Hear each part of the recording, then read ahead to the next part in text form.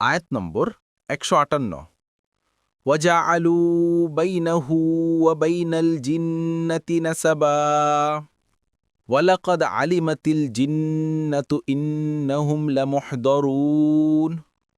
অনুবাদ, তারা আল্লাহ ও জিন জাতির মধ্যে আত্মীয়তার সম্পর্ক স্থির করেছে, অথচ জিনেরা জানে নিশ্চয় তাদেরকে উপস্থিত করা হবে শাস্তির জন্য।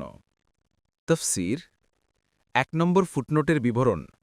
এটা মুশরিকদের ভ্রান্ত বিশ্বাসের বর্ণনা যে জিন সর্দার দুহিতারা ফেরেশতাগণের জননী, কাজেই নাউজুবিল্লাহ আল্লাহ তাআলা ও জিন সর্দার দুহিতাদের মধ্যে দাম্পত্য সম্পর্ক ছিল।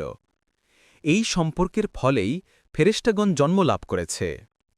কোনো বর্ণনায় এসেছে, মুশরিকরা যখন ফেরেশতাগণকে আল্লাহের কন্যা সাব্যস্ত করল, তখন আবু বকর রাদিয়াল্লাহু আনহু জিজ্ঞেস করলেন, তাহলে তাদের জননী কে?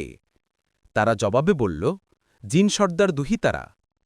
অপর এক বর্ণনায় এসেছে, কোনো আরববাসীর বিশ্বাস ছিল যে নাউজুবিল্লাহ ইবলিস আল্লাহের ভ্রাতা, আল্লাহ মঙ্গলের স্রষ্টা আর সে অমঙ্গলের স্রষ্টা। এখানে তাদের বাতিল বিশ্বাস খণ্ডন করা হয়েছে। দেখুন ইবন কাসির।